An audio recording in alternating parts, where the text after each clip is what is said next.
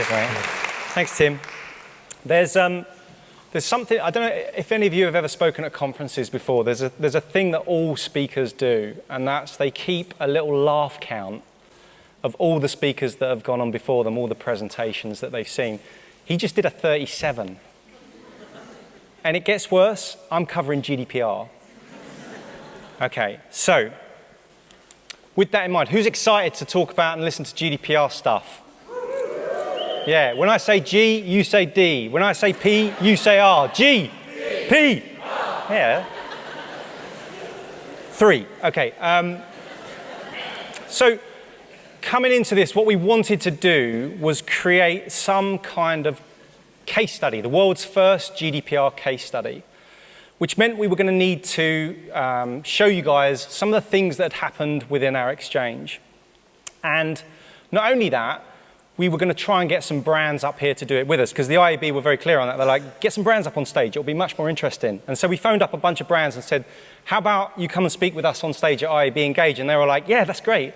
And I said, about GDPR? And they're like, what day was it again? No, sorry, can't do that. So what we've done instead is we've just looked at our exchange, looked at all the different things that happened, and tried to give you like a route through all of the things that happened up to May 25th, and then what happened subsequently after that.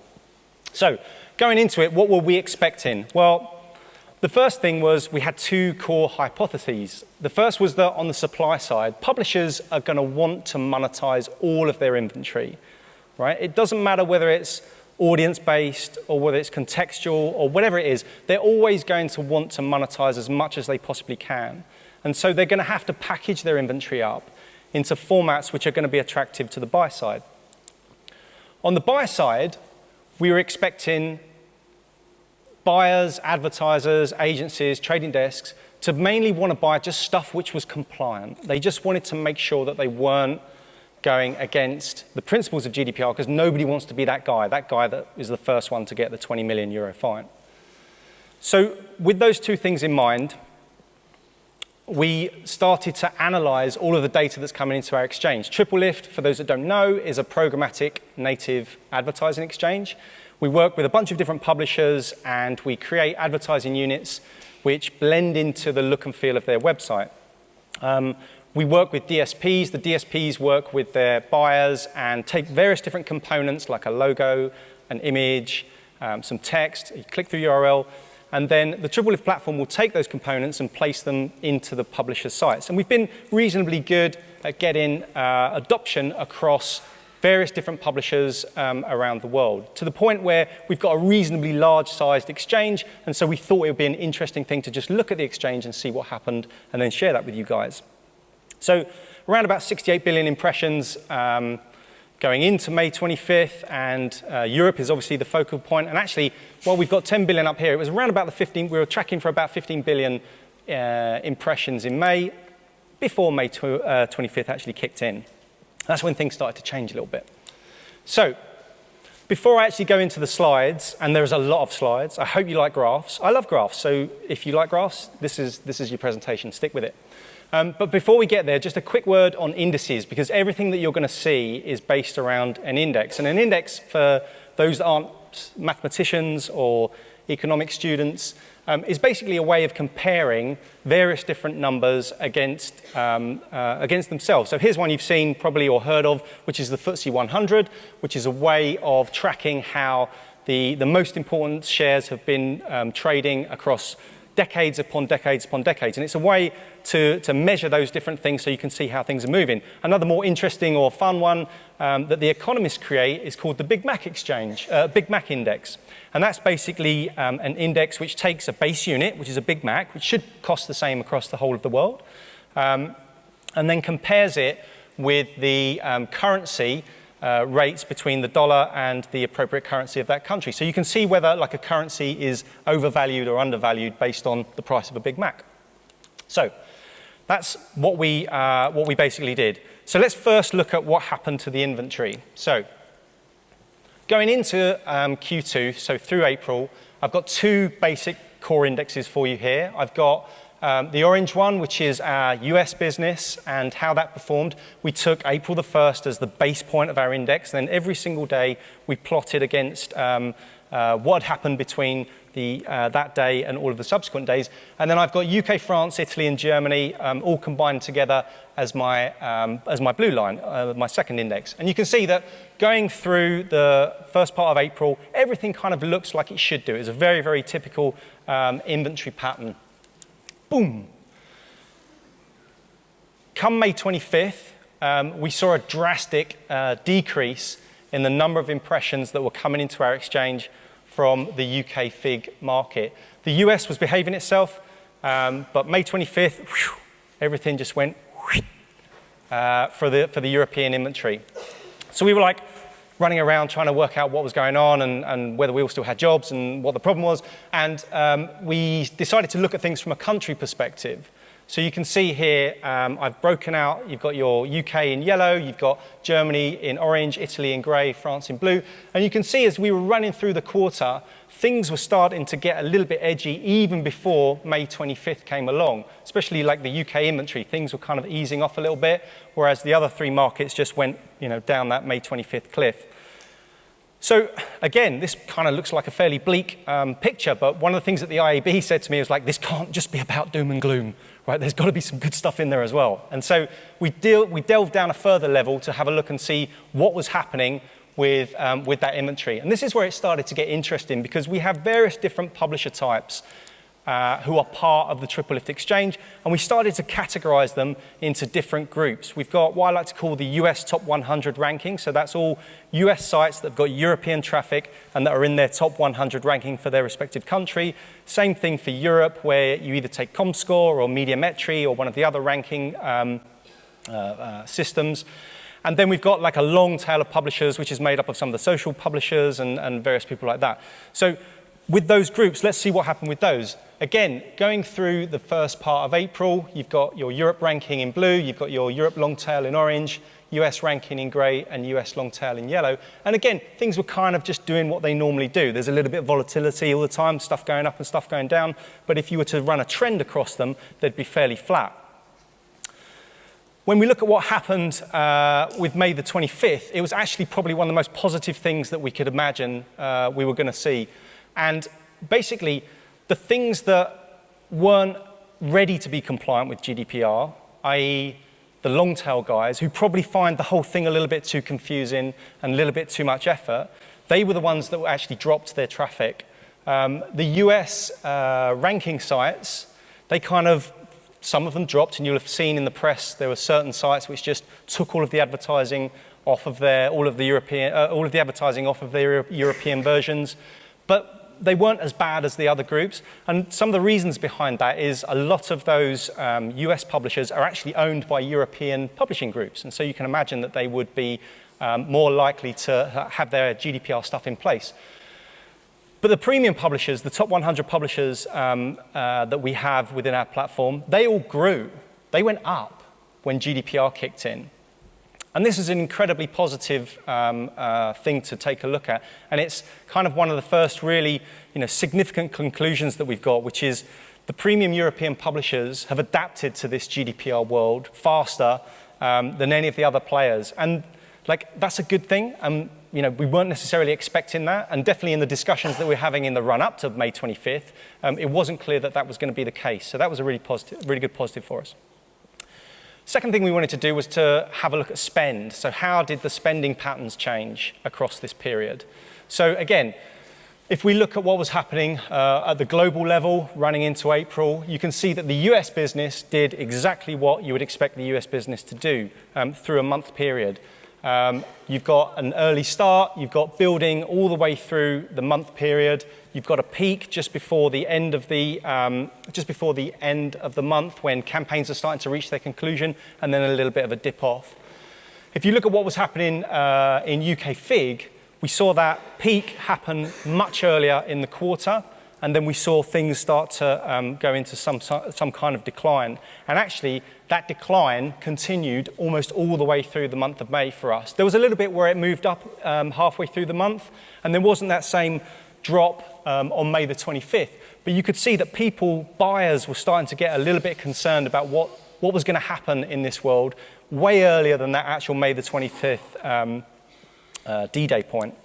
So breaking it out by the country level, and apologies, this has turned into spaghetti bolognese chart at this point. But if you look at it at the country level, it was actually France and Germany did a reasonably good job of being resilient as they went through the May period. The UK in yellow had its peak in April, but then kind of flattened out a little bit. And then Italy was a little bit all over the place. But what we've seen actually with spend, and it's a bit irritating that I've only got it up to June the 4th, but over the last couple of days, you can see at the last couple of days there has been a recovery, there has been an uptick. And if we were to have added the numbers from yesterday and today to this, you'll see that uptick continue to grow because the ecosystem is starting to work itself out. It's starting to get itself into a good position. Breaking out by premium publishers again, by publisher group again, you can see that the premium publishers in Europe have actually benefited from GDPR because, yes, they had more inventory in the exchange, and that's attracted more of the spend towards that inventory. So again, this is a positive thing for the publisher world. Have you taken it? Good. The other thing that I wanted to do was just to take a look at this from a buyer perspective as well. And so we don't call out any specific buyers in case they decide to stop buying with us. But we have grouped them into various different types of buyer. And you can see kind of what they look like up there. So you've got your enterprise DSPs, that's what we call them, the people that work with the trading desks and with the brands direct.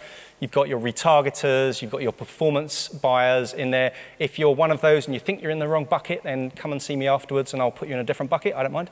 And then you've got managed service campaigns that TripleLift runs on behalf of buyers and self-service guys that come into our platform and set up their own campaigns. And so if you look at how they were buying, again, a reasonably similar expected spend pattern through the first part of April. We saw our enterprise DSPs growing through the month and then spiking when they have large campaigns which need to finish towards the end of the month. As the prices go up, as these enterprise DSPs and the managed service campaigns start to demand more of the inventory, then we see our more performance guys and retargeters kind of ease back a little bit. So this was very typical. This was nothing unexpected.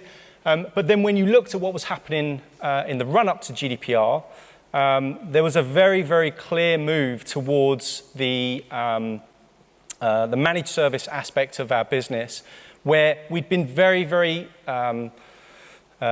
clear that we were trying to get contextual buying into the platform ahead of May 25th, because we knew that audience buying was potentially going to be a challenge with people not quite knowing exactly what was going to happen. The hardcore programmatic audience buyers, like the retargeters, kind of retracted way back, and the self-serve guys were the only ones that really fell off that cliff. So this is my favorite slide. I spent a lot of May the 25th just looking at numbers and looking at data and trying to work out what was going on. And this is 4 of our different DSPs who were running. And there's this great moment. I love to think this is what happened. It might not have happened, but like at some point, someone within those businesses said, did you switch the GDPR machine on? Because like no, I didn't do it. I thought you were going to do it. No, Tim was going to do it. Didn't Tim do it? Somebody switched the GDPR machine on. Quick, we've got to get going. And those are what those 2 spikes are. It might be true, it might not. Okay, so second conclusion, buyers are looking for safe harbors. They want to go where they know they're not going to get into trouble, and the premium publishers are offering that safe harbor for them at this point in time. And secondly, contextual buying has suddenly become way more popular with the buy side. And we were expecting that, so it's good to see that these things are bearing out. Final point that we want to cover today is all about consent. And there was a load of talk in the run-up to May the 25th about how was consent going to be used as one of the legal bases that you can use in order to capture a user's data and process it. And there was various different studies that you probably saw. Axel Springer made an announcement about how much consent they'd been able to get from their consumers. And there's lots of theories that it would be like 10%, it would be like ad blocking, or it was a real hot topic going into it. This is what consent looked like within our platform. And in the first couple of days, we looked at that and we were like, wow, this is pretty good. Between 40 and 50% consent is like probably better than our expectations. People were saying it was going to be 30%, so 40 and 50 is fantastic. But as we went through these 10 days and we saw that nothing was changing, we started to challenge exactly what was going on because it didn't seem quite right to us. So the other thing was, like, we were looking at what people were doing within the internet, and we were looking at what different sites had done in order to capture consent. And there was this theory at the start of GDPR that you would have to put up this very, very clear roadblock which said consent. No, do you opt in or opt out? Do you say yes? Do you say no? And that everybody was going to say no, and the entire digital advertising programmatic world was going to fall down on itself. But actually, the way that the publishers have approached capturing consent is much different to potentially what we were expecting. If you look at the Telegraph here, they have a slightly larger cookie ribbon than they had before. They give more information about what they're doing, and it's an OK button if you're happy with it. But actually, if you continue to use the site, by your very clicking on that site, you're providing consent. The Mirror, another one that we work with, has a slightly larger cookie ribbon at the bottom of the page, and they've actually grayed out the content, so it's a much more difficult experience, but you could still navigate your way through it if you wanted to, or you could just click the accept button and it all goes away and everything's fine. Even focus.de, and the Germans have been incredibly concerned around privacy for a long time, way before GDPR even became a thing. Even the Germans are still sticking with this cookie ribbon approach where you give an explanation of all the different services that you're going to be using with those cookies, and then you have an OK button at the bottom, but there's none of this, no, I don't want to do it, or yes, I do want to do it. If you don't want to allow your cookies to be used, you have to go into a second UI, which then gives you all of the various different partners, and you can opt in, opt out, whatever you want to do. But like this is very much geared towards capturing consent. So when you think about this 50% that we've got going on, like these numbers look completely wrong. They can't possibly be right because like everybody seems to be providing consent. So then we started to look at is it something to do with the way the pipes are laid? Is it to do with the integrations? And as you can see, this is where consent is being passed to us, or was being passed to us, and it's just not consistently coming through. Because if everybody is passing consent through the UI, why are we seeing numbers like in header bidding and in pre-bid and even in our direct tags where there's just not consent being passed through? Why doesn't it look a bit more like EBDA, where the consent levels are way up where you would expect them to be? And that's just we've worked out that's a technology thing. So with pre-bid, for instance, that was on us. We had to update our pre-bid wrapper, and we've done that, and we've sent that out to all of our partners. If you're a publisher that uses pre-bid and you've not upgraded yet, then come and see us afterwards. But this is all about just getting the technology to do the right thing. And then if we look at what the buyers were actually adopting from a consent perspective, it was clear that the people that really rely on audiences, like the enterprise DSPs and the retargeters, they were absolutely drawn towards consent because it's a crucial part of their value proposition. Managed service and self-serve kind of goes where the pricing is and where we can use contextual to run across various different types of inventory where consent isn't a thing. And then the performance guys are always going to go where the money makes sense to them. So, conclusions are, number 3, user consent is just a question of user interface. So, and actually, it's more a question of what can we get away with to keep the regulators happy and protect the data rights of the individual, but to try and get consent as best we can. And I think the publishers have tried to make it as simple as possible for consent to be given. And then the final point is just like, we've talked already today about so much complexity and so much change and so much ambiguity in our ecosystem. Like, this is a part of what we're going to have to deal with for the next 3 to 6 months. But as I said today, like, the numbers are coming back. We're seeing things go back up again. And so there's a huge amount of reasons for us to be incredibly cheerful and optimistic about what's happening here. 1, nobody died. Right? This is advertising. People don't die in advertising. Generally speaking, I hope nobody died, but we should be reasonably clear about that. Secondly, this is a good thing because the premium stuff, like the good stuff, the stuff we all believe in, the stuff that we want to support, is actually rising to the surface as a result of this. That's incredibly positive for our industry. And thirdly, we're doing the right thing for the consumer.